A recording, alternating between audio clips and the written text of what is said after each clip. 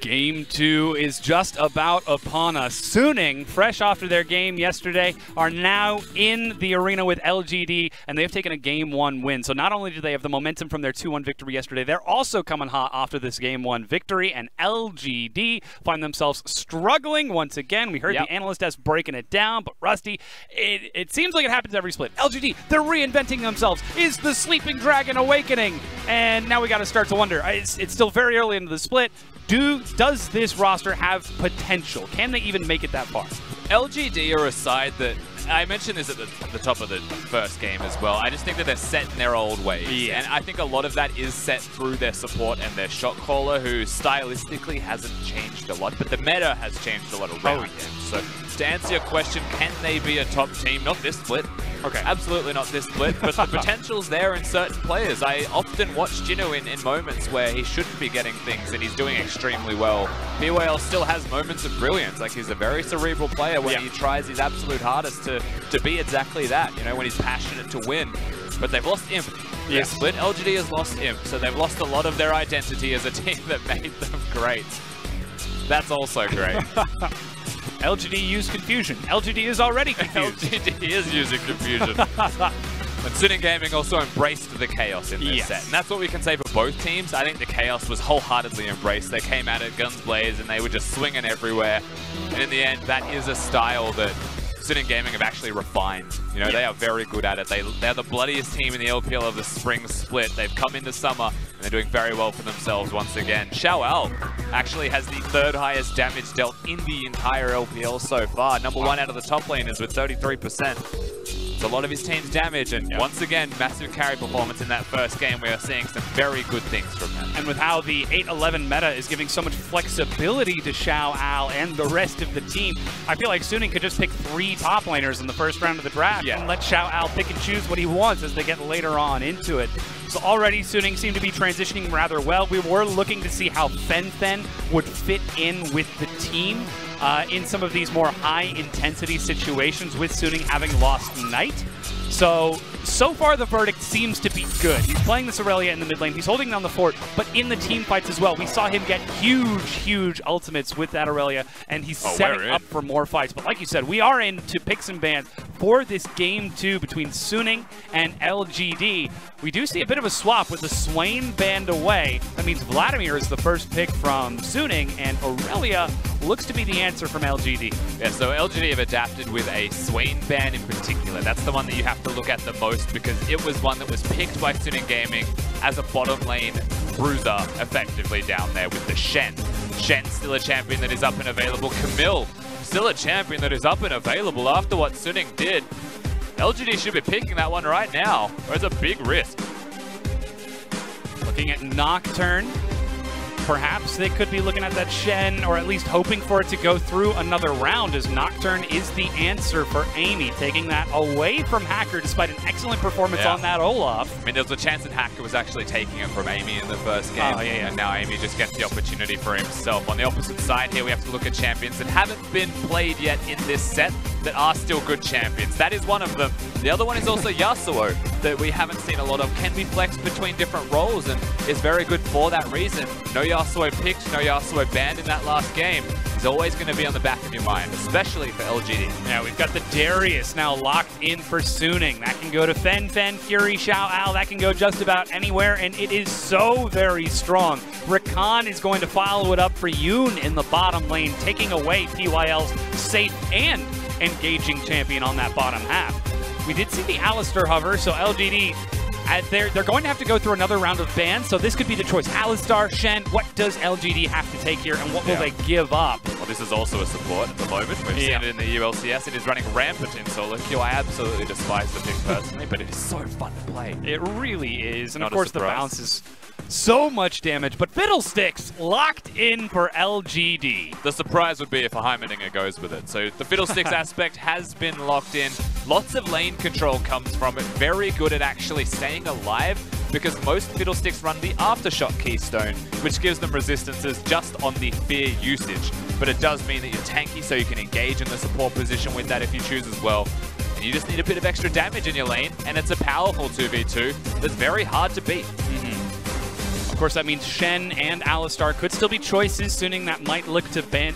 Wow, how did I get the words that mixed around? They could try to ban those away here, but right now it appears that Ryze is the answer. Instead, they're going to try to limit down Yuki's champion pool just a little bit, or perhaps Jinu's on the far side. And this should also be a Camille ban for sure. They need to get rid of that one. It can be flexed into the jungle role. They're banning junglers. It could also go towards the top lane if the Darius goes to AD or mid lane, in which case they could absolutely do either of those. We don't know where anything but the Rakan is going for the side of SNG. On the LGD side, we've got their support, their jungler, and presumably their mid lane are already secured. So it's a bit more predictable, but with the Ryze ban, it does make you wonder. We also see the Singed banned away from Jinu. So LGD, we do in fact have to wonder how they're going to round this out. They're still looking for the final 2 picks of Suning, so they have to pick this, what could be Lucian, into a lane that they are unfamiliar with, what it's going to be out of Suning. Of course, Lucian has some pretty good escapes. That really would scare me. I don't think it should be a Lucian. If you're into a Darius, and like if they got a Darius Vladimir, you pick Lucian, they just put the Darius bottom lane. They're like, let's dance. Come down there and just apprehend him, and he is absolutely dead with the Rakan engaged there on top of all of that. So they go back to the Renekton. It had a very poor game number 1, that is for certain, but it can still go to different roles. It could be for top lane for Jinu. I would love to see that from them. We'll see where that's going to be flexed towards. Perhaps Yuki could look for that in the mid lane, as we expected from that previous game, though that was against the Aurelia, and we still haven't quite figured out who's going where for Suning. As Rek'Sai, we expect to be going into the jungle, Rakan going towards that support, but still with Ornn, that's that Bruiser, doesn't reveal tank, anything, mage. dude. Yeah. That doesn't reveal a single thing. It's still a good love me some lock-in. 811, yeah. Absolutely still a good champion to secure. There it is. It can go towards the bottom lane and lane with the Rakan if they want to put the Vladimir mid, the Darius top lane, depending on what LGD does right now, as SNG haven't revealed anything but the finished composition. There's a whole lot of bruises. A couple of them very fragile though. Now we're going to see what the final pick for LGD is. Aatrox once again for Jinu.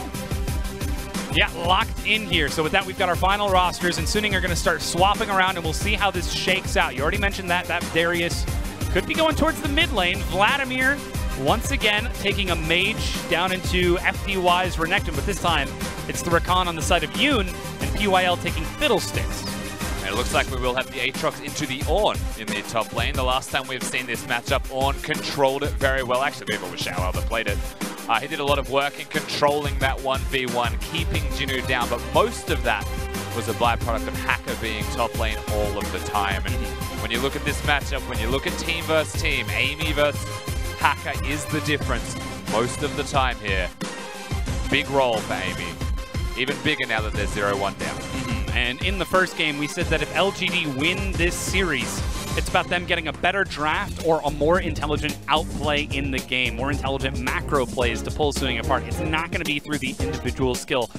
Have they got the draft to do that in this game too and bring us all the way to a game 3, Russ? I mean, it's hard to say that their draft is strictly more intelligent than that of their opponents. You can't say that they outdrafted Suning Gaming, and the reason that I feel like these drafts are just fairly even is that they've got similar styles of compositions. The Fiddlesticks has got a pretty nice engage tool, can work with the Nocturne, high damage, vision denial.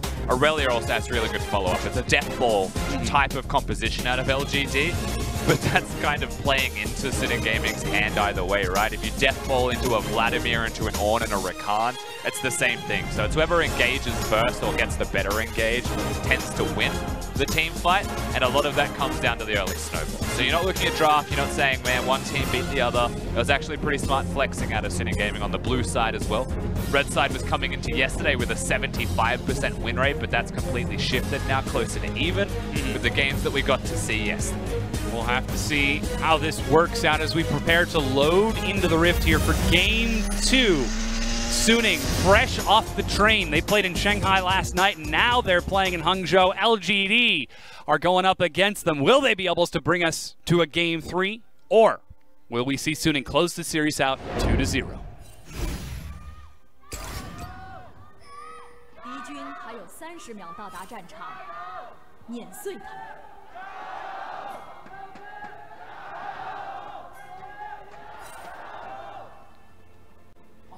Oh, not exactly in unison, but a lot of cries nonetheless in support of LGD. As you mentioned, still in their home arena at Hangzhou. 3 different arenas today around China. We get to move to Chengdu, I believe, next, and then Xi'an for the grand reveal afterwards, the 3rd set of the day. So all around the world, all around the globe, rather. Yeah. We go in China. Now, we do actually get a chance to look at the keystones. The place that we have to start first, Dom, is the bottom lane, because PYL is going to be going for the Aftershock. I believe this is the only keystone that we have seen from Fiddlesticks in competitive, and it is the predominant keystone used even in solo queue. And that does sound weird to people, right? Like, why not go towards a Comet or an Airy and poke people down with the Dark Winds, which is obnoxious? It's obnoxious already, and you don't want to die in a competitive game. Jungle pressure at level 2 could be down there. And if you're a tank, you can actually step up and engage with a bruiser. Yeah. This makes you a bruiser in the bottom lane bruiser matchup. Double bruisers out of LGD. You already mentioned the fact that the Terrify can proc that Aftershock. And it's very easy to land the Terrify and then start channeling the ultimate right afterwards. Well, I mean, if you can go for the forced engage. It's targeted, so I'd be shocked if he missed a Terrify. And you'd have to misclick onto a minion. You can misclick, yeah. It's not always. Is it as easy as it sounds? Darkwind already going to start landing some hits, but a good Guardian usage out of Yoon. Yep. Soaks just a bit of damage in the mid lane. We've got our Darius into Fen. Yuki goes for a lot, flashes in, First Blood solo kill out of LGD Yuki. Yuki very flashy, both summoners used, but a successful kill secured. Nothing to keep the Darius alive. Honestly, just expertly navigated coming out of the mid laner of LGD, and that was surprising to say the least. We get ourselves First Blood at 2 minutes into the game. Very much a good start compared to the last one from LGD. Already things looking a little better. You can see Amy is controlling that bottom side. He's taken bot side scuttle. And that looks like we did see a full clear out of Hacker, so there's not a huge onus for Amy to hang out down there unless he wants to go for the jungle clear or try to interact with that bottom lane. But Fen makes his way back into the mid lane, perhaps a bit sheepishly after that mistaken engage onto Yuki. And he's not running the Phase Rush, Darius. He has gone towards the Conqueror. The last time we saw it was Ghost Flash with Phase Rush. Yes. The 3-pox sprint away from the Aurelia. This time around, he engages to the fight, dodges the spell by stepping forward, and is made to die for exactly that mistake as they go in bottom. That's the CC. LGD going for the drain onto Yoon. Shield Guardian, Ignite Tick.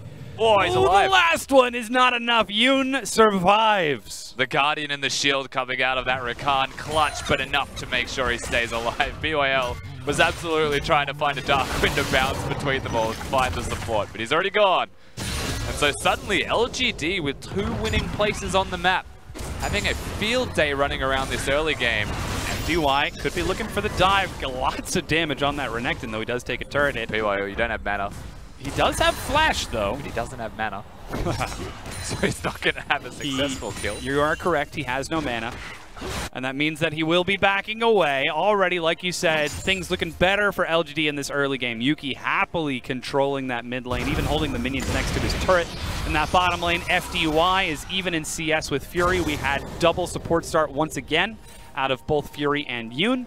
It's not a huge amount of combat stats that early on. They just need to make it out of this laning phase, I think. And Hacker also unable to make anything happen for himself in the jungle. Yeah. Sitting gaming. He had a chance to go top lane if he wanted to right now, but needed to recall, buys himself the upgraded jungle item and a longsword. So he's in a good position to get a gank off currently. But at this stage, Amy also found that recall, has gone for the boots, and is going to try and find the opposing jungler. You would expect that he's about to do exactly that right now. Yeah, Amy might have just snuck in here. He's going to be spotted now as he steps up to Hacker and they start fighting over the small raptors. Split pretty evenly, but the big one does go to Hacker. Of course, the good thing about Nocturne trading pre-6 in a 1v1 skirmish is that your Q can start the lethal tempo charge for 1.5 seconds, and then you can start to hit them. And it works really well with Fear in particular for Nocturne, which is why it's such a good keystone to run. You can see that he started to get the proc up there, and the Rek'Sai respecting that backed away. Meanwhile, Jinnu, he's going to take a real good trade against Xiao Al. Doesn't land the knockup. Just getting lots of auto attacks to keep that blood well stacked up for damage and regeneration. Even Amy hanging out over here. So Jinnu seems to be having a much better go of it in this top lane. But Xiao Al has shopped. He hasn't recalled, but he has shopped. He's purchased himself the Glacial Shroud. So he's actually going to be a bit stronger in that 1v1. Bit of extra sustain and crowd control. For the moment, Jinnu, having not recalled at all, does leave himself susceptible to dying from a gank. Yes. The Rek'Sai can get up there. He does have Amy kind of nearby at the Crux. Yeah, that's where, again, the junglers come into play here because he found the Rek'Sai. Yeah. The fact that Amy was able to find him, process of elimination, you've cleared the bottom side jungle. You know he's going to be on the top side, so you go to your own top side, you match him, and perhaps try and find him with a counter gank. And that's what we see from the ward placement out of Hacker, spotting out Amy in the mid lane. Still level 5 out of that Nocturne, level 5 out of the Rek'Sai as well. And even double control ward on the side of that mid lane to try and keep FenFen safe after that early mistake giving up first blood. It hasn't been too detrimental, you know, that you lose a bit of experience in mid lane for certain. He's down 10 to 11 CS, and that's pretty much just stagnated at that exact amount. He's been okay overall. Hacker's also been out jungling Amy in terms of experience gain, so he's been doing quite well for himself respectively. They're bringing 3 people mid right now. You know this is going to be a dive if the Orn Horn sounds. Al's ready. There's the apprehend. Yuki's hit by the first one. That's brittle. Gets knocked up. Tries to deny some of the damage. Dashes in, but goes down. The hammer falls, and FenFen gets the kill. And that's the difference maker right there. Amy, no resources, can't actually contribute himself to a gank in the middle lane, and Orn comes down. Xiaoel, by being able to shop in lane, gets the chance. Fury looks to be the target. That's Cleanse, as he's able to get out of the Terrify from PYL. Still just skirmishing down there, as Amy was spotted, still only level 5. Yeah, lots of fights bottom, but not a lot of kills to be seen. It's so super difficult to kill a Vladimir and a Rakan, right? So they're able to just disengage and walk away. This time the Cleanse was used. FDY still with no flash. Same thing with you. So someone is missing down in this bottom lane. Does mean level 6 junglers perhaps can find their entryway to a gank down here. But overall, the winning lane is still going to be the top side of the map for Suning Game. 8 CS advantage, and Xiaoal has that assist. And it's not just the CS though, it's the fact that he was free to leave the lane. Yeah. The assist does do work, but it's more that his assist contributes to the mid laner getting a kill. That equalizes a lot of the difference that was going on in that lane. And now feeling a lot better for himself is the Darius. Hacker also able to contribute, gets the assist. They just unlock themselves across the board. They get control of the map. Amy was just, he was just hard farming the 6. And now he's finally there and he's got a chance. But, you know, will that be successful? Because if it isn't, he's wasted a lot of time to try. Yeah, we've already seen Hacker start to affect these lanes. He's still a level ahead. Yuki, what's he doing, PYL? And PYL might be looking for something, but PYL has been spotted by a ward that was placed by Hacker. He's level 5, right? Yeah. Flash you know what? I'm not feeling too roasty today. Let that one sit. But there are other ways that he could have got to that lane, like through the control ward that is in the side of the lane if he was looking. Yeah, we're not grilling him that much this time. Like, look at their vision in the river. Yeah. Oh well. Everywhere except the one safe route, and they do spot Yuki as he makes his way back in. Blue buff picked up by that mid laner. Double Ninja Tabby out of FenFen and Fury as those he's coming basic back. items are completed. Yeah, here he is. Still level 5, and he's going to the exact same route. Ah, you cooked it. All right. Do you want to grill him now? This is your second chance. Nah, he's grilled himself enough already. Grill me once, shame on you. The spectator is actually doing all of the work for me. Grill me twice. He's course corrected though, after being spotted. So note that he's worked it out. He's so close to 6. I mean, look at the minion wave. Yuki's just not taking it over, and now PYL's out of experience range. There it goes. That's all right. Gank attempt, not successful. You hate to see it. Yeah, it's just a lot of time wasted. Wards cleared out on that bottom half by Yoon and Fury. And I will justify some of the actions. He wants to be invisible when he ticks over to 6. Yes. They won't expect him to be 6 and then literally surprise party fiddlesticks. Well, when he's been missing for a good 60, 90 seconds at that point, you assume, I don't know, maybe doing Scuttle Crab, that gives experience. When you have, it's on the bottom side. But again, if you have 2 control wards through the river, you have absolute control of that area. He could just be sitting in the bush, where he's often sitting, which is just at the edge of the lane at the river. But he's run mid twice. He's looked for the opportunity twice.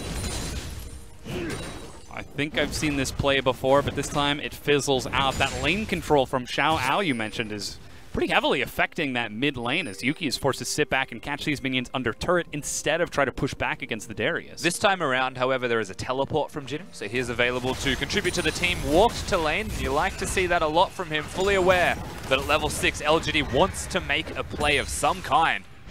This is aggressive. Steps up, there's the paranoia, and it's a surprise party in the bottom lane. Suning lose one as PYL uses the stopwatch to reset aggro. Fury still healing up, and now PYL. Whoa. Ooh, you hate to see that happen. Face first into the wall, he goes down. All right, the Fury flashed as well. Gaming with the fight. PYL dies, but they still dive the turret and get you. I don't know, man. What's happening? Oh, man. You hate to see that happen.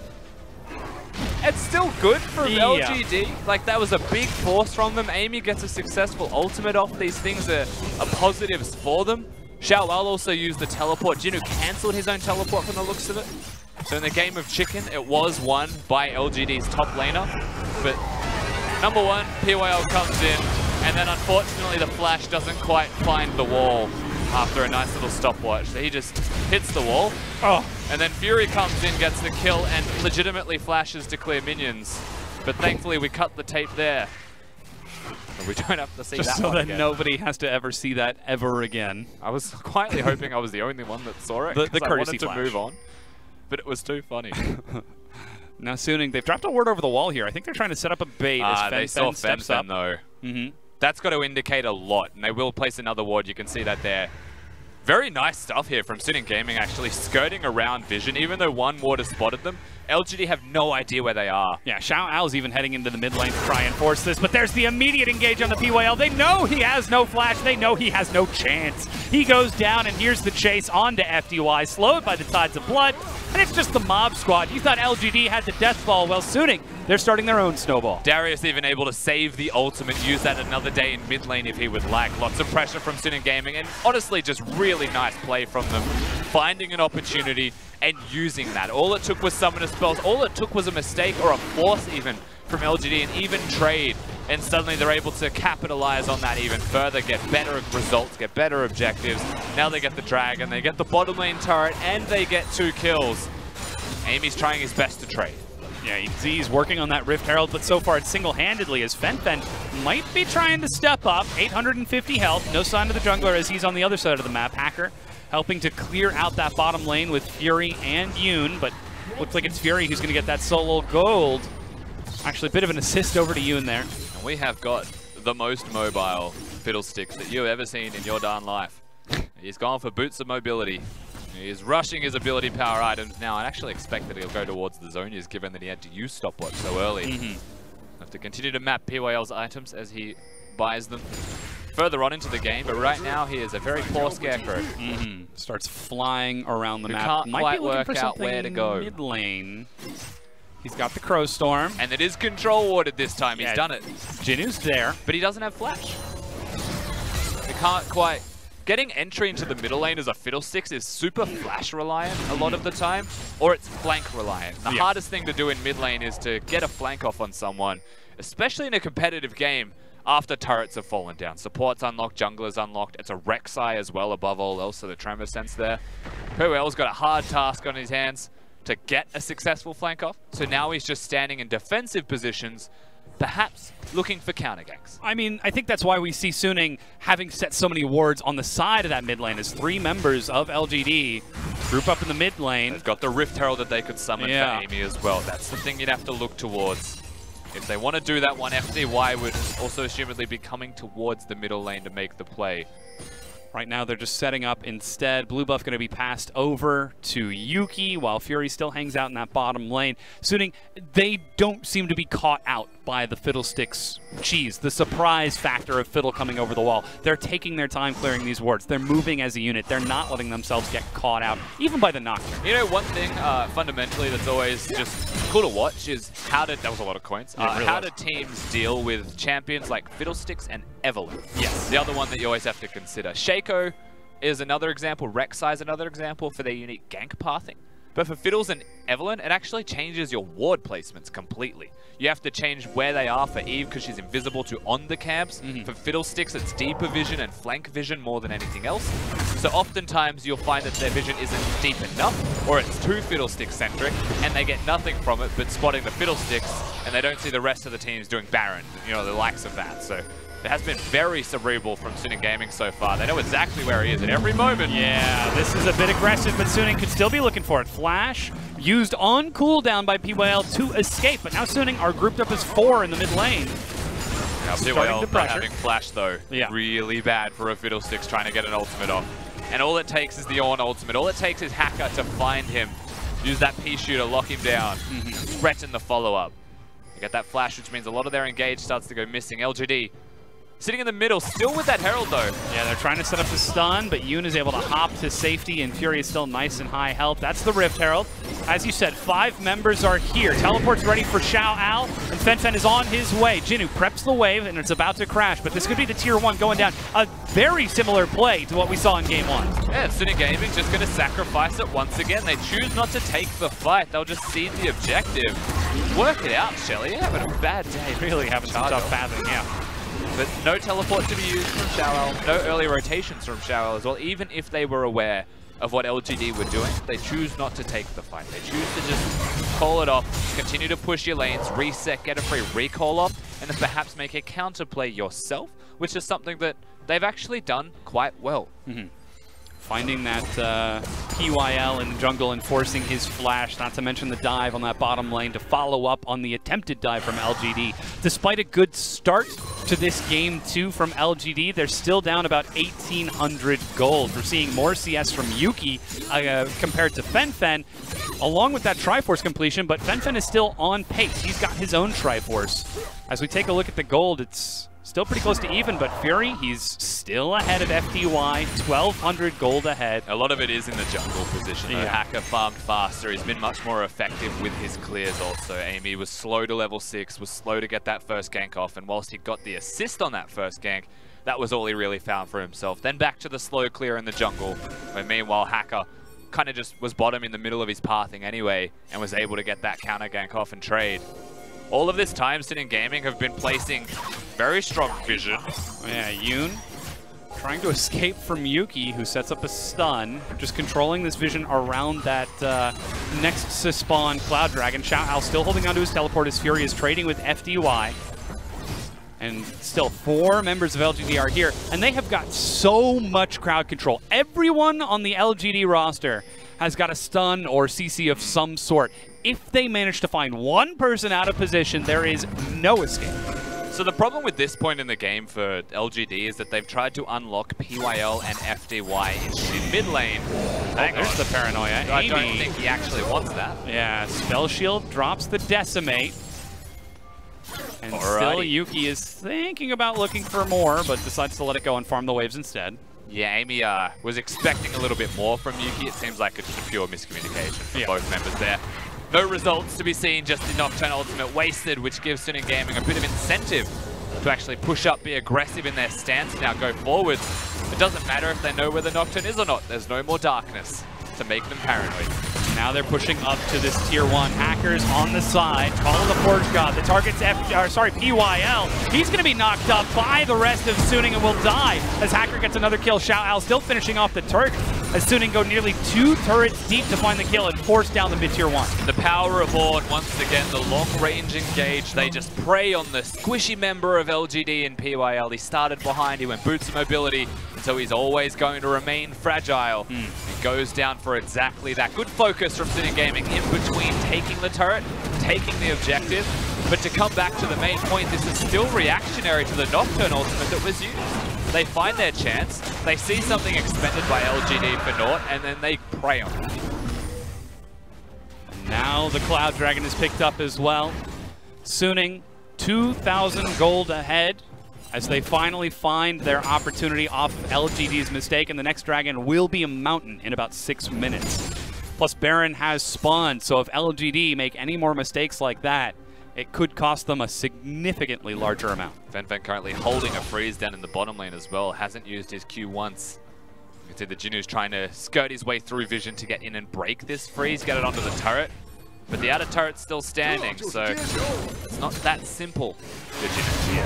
Oh, there it is. That was actually the massacre used by Jinnu. Flash from Fen in order to escape. It still gets the summoner spell out, so you take that as a win. Remember that it's not a teleport Darius, so Baron is not a place that SNG Gaming are looking towards at all. He's just holding the wave for extra farm. So it was nice in the end from LGD's top lane to work around that vision, get the summoner spell out, and also now set themselves up in a 1-3-1 with correct lane assignments moving forwards.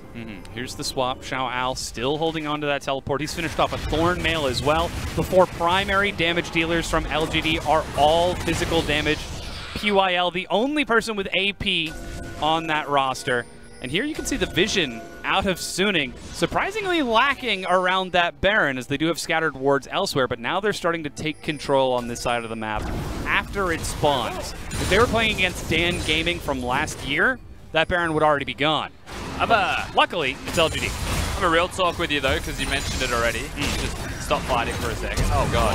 Well, save the real talk for later, Rusty, because they're turning for the fight, and that's BYL joining in, plus the Hemoplague on top of him. FDY looks to get it, as LGD are trying to turn this around, but they've lost two. Xiao Ao with the double. Yuki chasing it forward, but Xiao Ao gets the triple kill here. The Forge God himself is forging himself even more action, as they find the 3-4 members dead and now start turning onto the Baron. Yeah, they find 4 kills straight to the Baron buff. Jinu not going to be able to contest this one whatsoever. If he does, it'll be out of pure desperation. Xiao Ao still too tanky, able to stand there and tank the Baron up.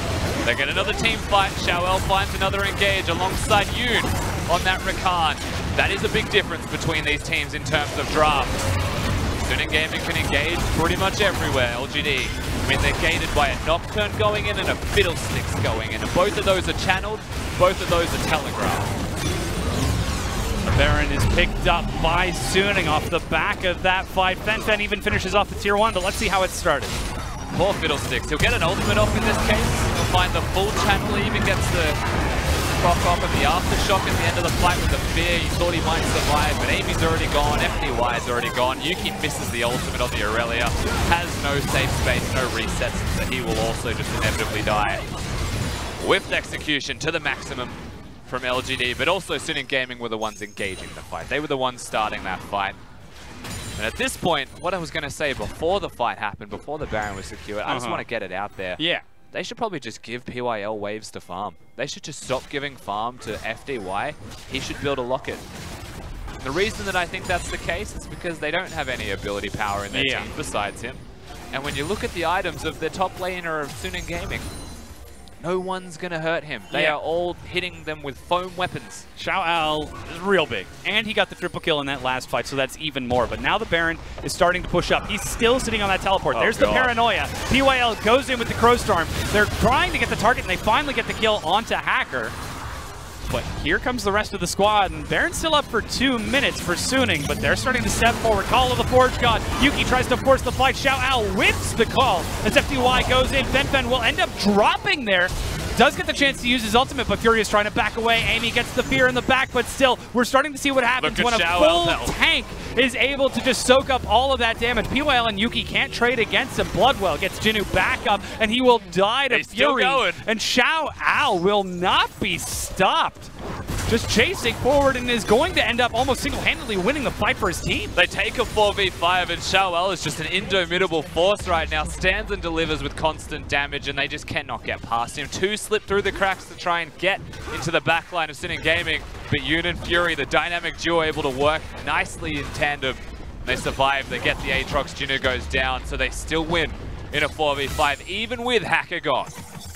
Yuki getting a little antsy there with PYL, just going to escort Suning all the way back. 60 seconds on that Mountain Dragon and another 70 on the Baron buff remaining from Suning as they break their way all the way to the inhibitor and open up a huge portion of the map. And Xiao Ao still has teleport. At this point, I don't even think he needs to split push. I think he can just walk through LGD as a team fight, not take any damage because he's got tons of armor, and finish off the inhib. And this is still not bad from LGD. They're so far behind that instead of saying, okay, we're just going to hide in our base, we're just going to sit back and slowly lose the game and maybe find a, a big ace at item spikes, they go in when they can. And then they follow one more time. And you feel like, you're watching this fight, and maybe this is really good for LGD. Jinu's in, FDY is in, they're working as a team to get those kills, but then you realize at the back end of this that Xiao Ao's still pretty much full health, and that Yuna's protected Fury so expertly that he's able to get the Qs off, that he's able to get the health back, and then they do find those kills. The individuals of Suning Gaming come up clutch in that fight, and that's exactly what it takes to win a 4v5. And this is exactly what we predicted. If LGD win this, it's going to have to be off of intelligent macro play or a very intelligent draft to set themselves up for success, not through outscaling or outplaying Suning. Though they certainly did make the correct call in trying to find that first kill, it was overextending a little bit too far for the follow-up that ended up costing them. But here comes Suning as they push a wave towards that top side. Baron finally will wear off as Mountain Dragon spawns on the other half, but this could very well be a trap. Jinu doesn't have flash, but who is trapping whom? LGD. Yeah, they're behind the tier 2. Jinu was almost baiting the Rakan engage, and he was only going to find one person, and maybe LGD feel confident enough. But Xiaoel doesn't take damage, and I don't think he'll be too concerned about this. Didn't even go towards the Warmogs as the next item in his build. Another cloth armor. Yep. Going towards another armor item. The more the merrier. And it's going to take another 20 minutes for PYL to be relevant. 348 armor. That's a lot. He's got 50 magic resist. Now, if only someone on LGD did magic damage. That does come back to a bit of the drafting woes of LGD, naturally. Even speaking towards the engage tools that the composition has. The Nocturne second pick, the Fiddlesticks third pick. And then they still choose to go towards the Aatrox and the Renekton in the draft. Giving over an Ornn so readily when they could have picked it because they're on red side. These are things that you can look back on and be like, well, they were honestly just mistakes. There's Call of the Forge God. Jinu eats one, now 2 knockouts. He's actually got the Bloodwell, which will get him to respawn, but where are you going to go, bud? He gets locked down by Suning, who just simply rotate and collapse. They take the top tier 2, they take the bottom tier 2. They're just following the steps, A, B, and C. Yeah. And LGD are stuck on Alpha trying to figure out why they can't understand this language. They're pushing up to the inhibitor now, and LGD, they're a man down, unable to respond. Just moving too fast for them now, and they are too far behind. It's 12,000 the difference, so naturally they continue to brute force their way into the opposing base here, SNG. One inhib will be 2, and they just don't have the minion wave set up for the third, but that doesn't matter, because you can go back at the Mountain Dragon, and then just get the Baron. Yeah, 90 seconds for that Baron spawn, plenty of time to clear out the Dragon, and get themselves a fresh recall. Not that the Ornn needs it at this point. 348 armor. What does he decide to go for after this? Like, when you've got this much freedom. That this Ornn needs is to sell his Doran shield for control wards. That's about it. And then I'll be a lot happier. And like that 6th item could be whatever you want it to be. It should stay as control wards for the moment. Get rid of that Doran shield, mate. All right, Mountain Dragon finally finished off. Let's see what, well, I mean, it would finally be finished off if they actually finish it off. And the recalls are going to start coming out. That's a Warden's Mail next. As he's looking for what could be a Randuin's. I mean, why not? Yeah, he's already got the Frozen Heart. Stack so it all up. It's going to be a Randuin's, absolutely. Yeah. There's no real crit from the opposing side, but it gives health and it gives armor. Yeah. It's always a good thing to have, and the activation being a slow. So he could have actually gone towards the Righteous Glory. He would have over-capped himself with cooldown reduction, but the Righteous Glory active also could have been super relevant. But he wanted to be more efficient than just that. He is not a simple man. He's a big boy. Yeah, absolutely. He's got his Randuin's Omen on the way. And still Suning, 13 kills to 4, 12,000 gold ahead nearly. PYL is, you're certainly right, he's fast. He's finished off his Zanyas. He's trying to sneak around the vision of Suning, but they are playing so safe around this Fiddlesticks. We talked about it earlier. Suning are not being caught out by the near cheese strategy. And they're even running a similar 4-1 split with Hacker on that top side of the map as PYL is trying to set up some vision, but Suning are relentlessly clearing it out. Yeah, I mean, they're so far ahead now that Suning Gaming don't even play a vision battle. They just wipe the vision control, force LGD within the confines of their own base, and then go back to the Baron buff immediately. Wait for the minion waves to be set up. You can see that Jinu's busy with bottom lane. He is very occupied with the super minions. And Suning Gaming just need to set up top and mid, control those waves, and they don't have to do Baron. They're actually far enough ahead that I wouldn't blame them for just pushing top lane without it. But Baron is the final nail in the coffin that ends the game within 2 minutes of taking it. That's Call of the Forge God. Flash is ready from PYL. He's able to sidestep, but that means a lot of the engage from LGD is missing. That's the paranoia, but already sitting here collapsed. PYL uses the Crow Storm early to try and get in, but it's just a 5-stack from Suning, just throwing their numbers at LGD, and it seems to be working out for them, though they are taking a lot of AoE. Jinu is going to get the kill on defense, and he's actually got himself a double now, and this is where we start to see some trouble as the Bloodwell is going to get enough. Finally, they get the reset, but 3 members of Suning are dead. Yuki gets the stun, but Yoon with the cleanse, sidesteps, and battle dances away. Yuki flashes, and it's looking for the outplay. Xiaoel will now turn onto Yuki, and finally PYL gets in, and he's going to start doing some damage with that AP. The shutdown goes over, and LGD win the fight and keep themselves in this game. They actually get the team fight victory, and this is that point once again for Suning Gaming where you hit mid to late game, you've got a lead, You could just close the game out by doing Baron, but they are so afraid of the objective. They're so afraid of starting it, then they end up losing a team fight near the opponent's base. LGD, with no hesitation, go for the fight. Credit to them for that. The execution was very sound from certain members there. Yuki, in particular, working with Jinu and FDY as a trio. They get a lot off. Amy's able to throw himself in at the last second as well after denying the maximum of vision. Now Amy needs to not die to this Baron buff and should be able to secure it. I mean, he's trying to, but he's starting to take some damage. Baron behind them at 4,000 health, 5 in. Yoon with the battle dance, he's feared. Here comes Senfen and Fury, and the Baron is picked up. Smite from Amy, not even needed to be used. As they will get a kill onto Yuki on the way out. Hysterix is popped, but the GA is already down. And this is actually still an opportunity to end if you're Suning Gaming. They tried to stop the recalls, they did.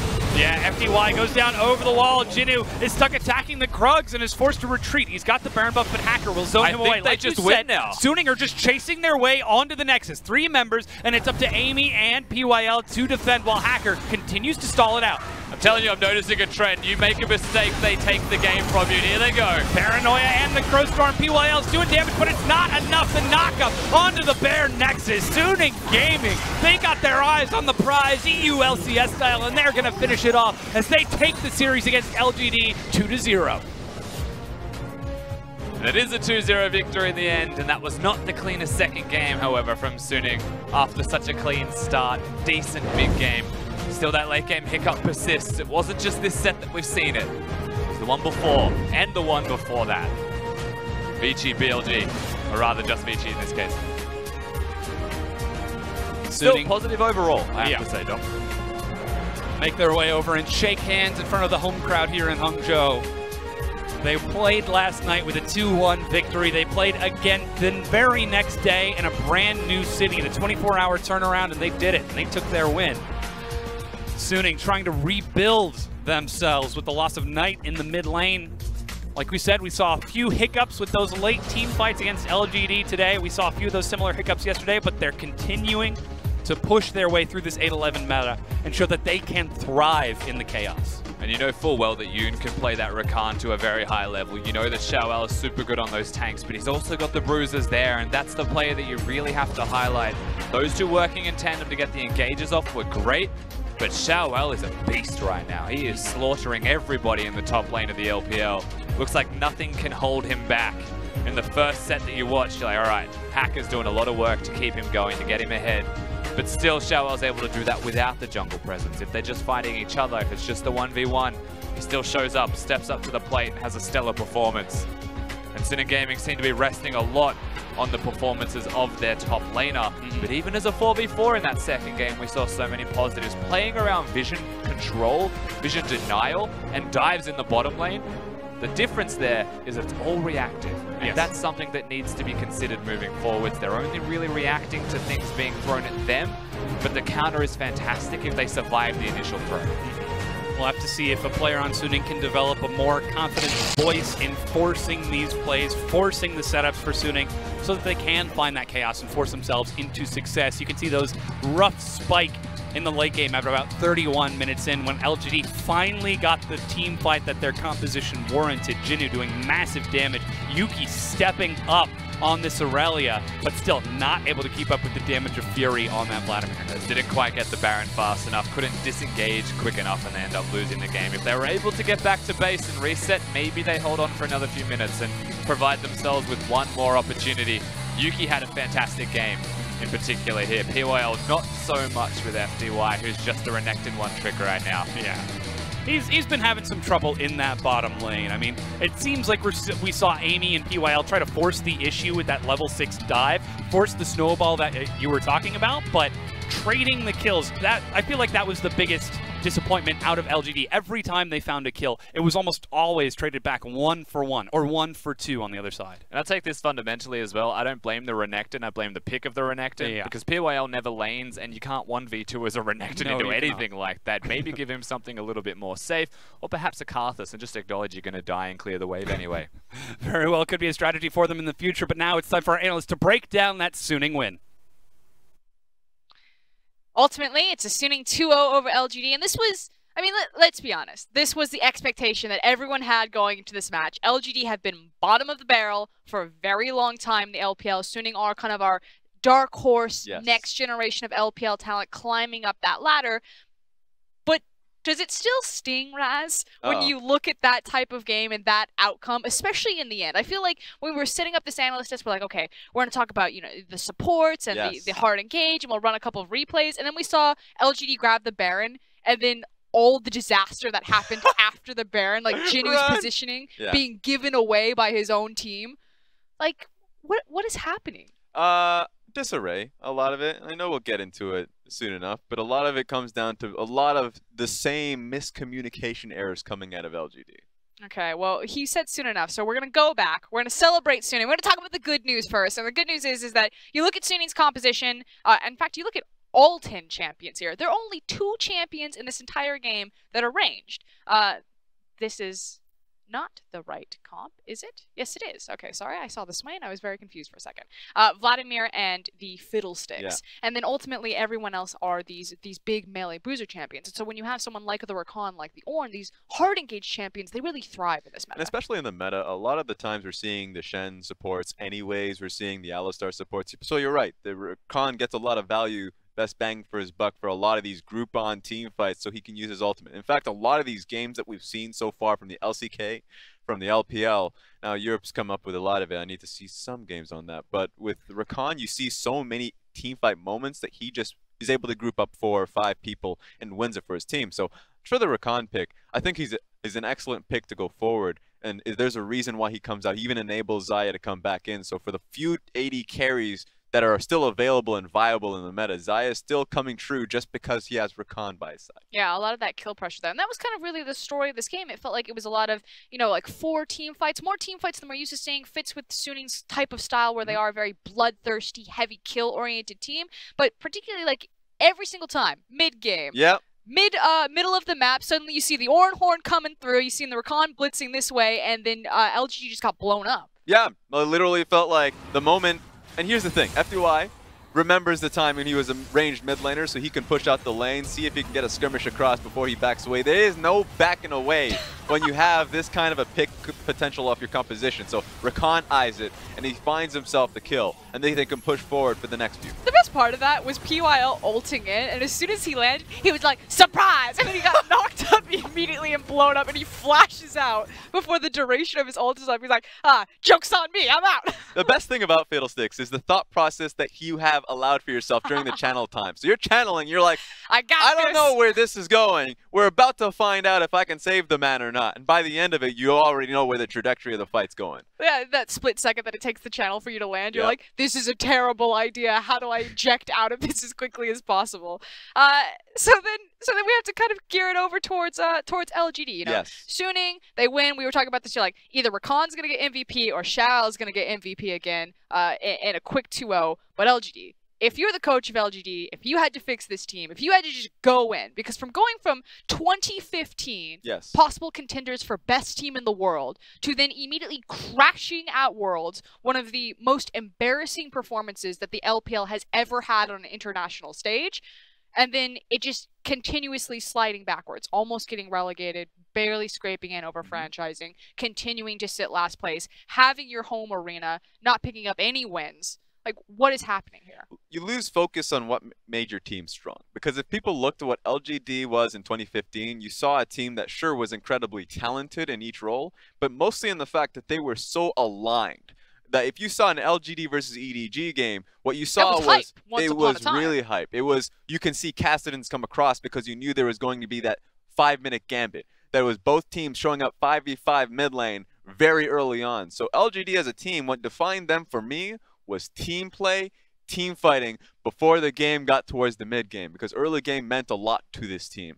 What we're seeing right now, and as that time progressed, because Acorn's not in the top lane anymore. Complete roster overhaul, all of these new rookies like Yuki, Amy returning to the stage, Jinu coming over, now not even having Imp, so FDY. Yeah, and so what still remained was talent, right? It's not that Jinu's not talented, it's not that... Even Yuki got the solo kill. Very talented, but there's no team play anymore.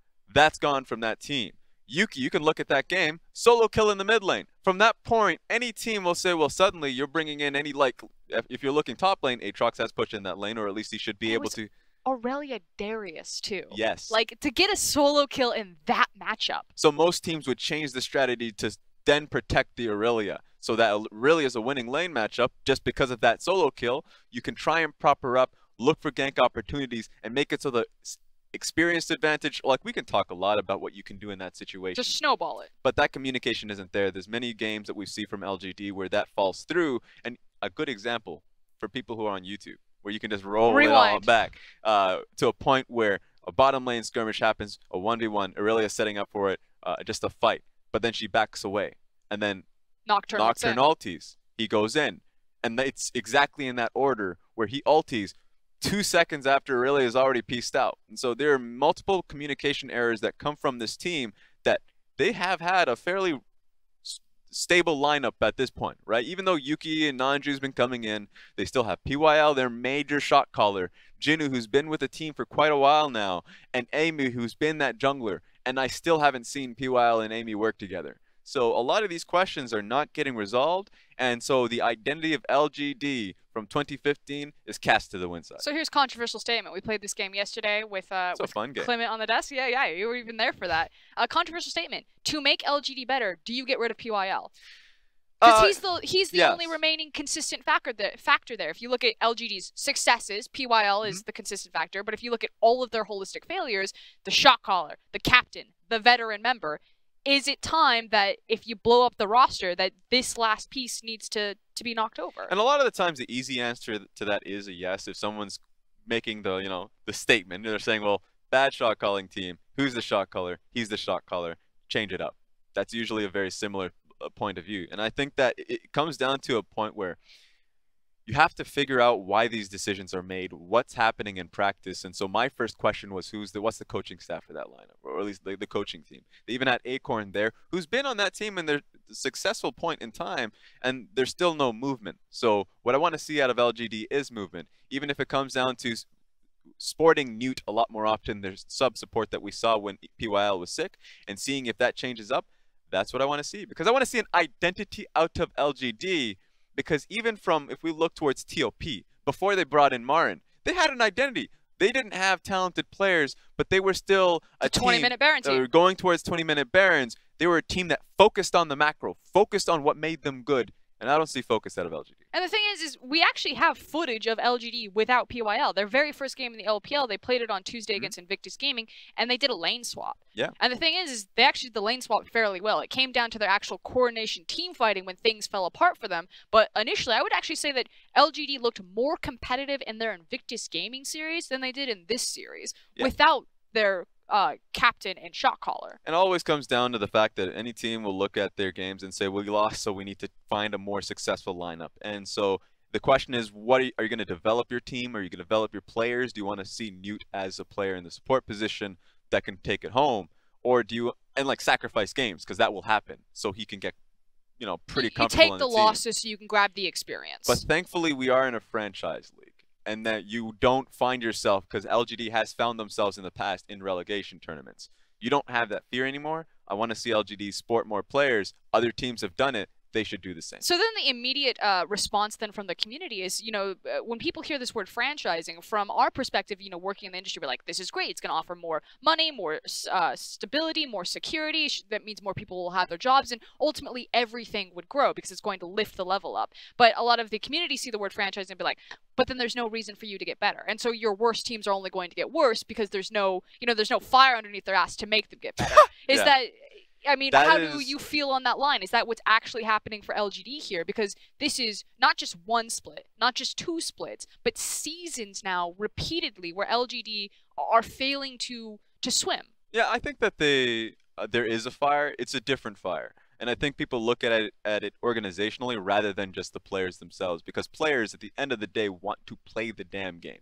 They want to get out in the field and they want to prove themselves. And so you see a lot of 10-man lineups in the LPL, and a lot of people, like for instance, when we saw Dan Gaming, we saw Chi, we saw Nat come in and they tried to prove themselves, and we saw good things. So for LGD specifically, I think there is definitely going to be points of growth just because we see them fielding more players and we get a chance to say, well, actually, we'll field a new player and see where this team goes because there's only an upward trajectory. I'm actually so happy that you brought this up because I feel like this is a topic that no one ever touches on in this community. And for our Fast and our Furious viewers, there's always that joke of racing for pink slips where you race for the car, you know what I'm saying, like in the movie, that these players are effectively playing to play again. You know, when you were on a bottom tier team, and we saw this on Dan Gaming, now TOP Sports Gaming, and as well as LGD, that the organization themselves cannot get relegated, but the players still want to win. And if they sit on a bottom tier team and they continue to lose, chances are that because of all of the talent and all of the options that a region like the LPL has available, that if you don't perform, you just kind of fade back and you disappear. So even if there's no threat on the organization, it doesn't mean that there's not a fire behind the player who's sitting at his table thinking, I must perform here so that even if I don't perform on this day, that I'll have a chance someday. It's always the young bloods that force that. So for me, that's why Yuki and Jinu, that I really do believe that they will lead LGD if we see LGD pushing forward in the future. Because remember, last split, they took victories. They took victories off of RNG, Suning, JD. They made it difficult for those three teams to find out who makes it into the playoff bracket. So there is a lot of potential there, and potential is a word that people say, well, I mean, get away from it, push away. I don't want to hear that. CLG, I don't know, I'm tilted, no, but seriously, like, there is potential in this lineup, and a lot of them are going to be moving on to the next set, hoping to find something to make these pieces work. And I'm glad that you bring up also the word then potential, because I immediately got triggered by it. I'm like, no, stop with the buzzwords about potential. So you say it's on Yuki. So then is it also then on Newt? Like, would you be fine if LGD subbed out PYL, if you truly believe that it's the fundamentals and it's the shot calling that are the core problem here, and then just took loss after loss after loss and said, okay, we're resetting for spring. You know, it's not about 2018 LGD, it's about 2019 LGD. Yeah, I think that would be fair. Because remember, really early on in the summer split as well. So if you take 2 weeks of just trialing Newt or just trialing a new support or shot calling system at the very least, then don't be afraid to fail. That's always been my thing on it. And LGD immediately, I know that we've showed videos of just them saying it's a completely clean slate. They always have the goal to basically get to playoffs and then keep going step by step by step. We need to worry about the first step, and the first step is just playing as a team. The first step is actually winning a game. That said, we are in extended break again because we are playing in our away arena. So our next series will be in Chengdu over in OMG's away arena. It starts at a focus time, 5 p.m. China Standard Time for the local audience there. So we are getting ready, preparing for that, but we will go into a bit of an extended break. The same thing can be said for our Xi'an game, which I believe starts at 7 p.m. China Standard Time. Now, in the meantime, though, we do have a couple of plugs, guys, because we have a really cool new feature coming out. It's called Face to Face. Our very own Clement Chi, you've seen him on the caster desk as well as in some of our interviews. We'll be sitting down specifically with Coach Stake of Rogue Warriors, one of our Rift Rivals teams, and asking him questions. And you have the opportunity that if you go to Twitter, LPL English, I believe, is the Twitter handle, you can actually propose your question and Clement might actually answer that for Stake and then cover it in the article. Give him a good one too. If I hear any questions about his shampoo, then we'll have problems. How do you get your hair so perfect? Doesn't even have that big of a hair anymore. But anyways, give him some good questions. Grill him. I know I'll be doing the exact same thing. We were actually just having the discussion that Stake is such a cool player because he's moved from being a player into a coach and now moving away from Flash Wolves over into the LPL. It's kind of like a new chapter for Stake himself. You know, the fact that he has to be that professional influence. Yeah, and it's just a new journey for him because a team that he knew so well in Flash Wolves and obviously going to a team where he has to bring a lot of individuals together, which is the Rogue Warriors story. So big test to him. Last split was phenomenal, even though they kind of fell off at the very end. Remember, the journey is what's important. They have a journey going to Rift Rivals. Excellent. So we will be covering that. But that said, we're going to go ahead and toss it to an hour-long break. Again, it's for the localized start time in Chengdu. But when we come back, it will be Rogue Warriors versus OMG. See you on the other side.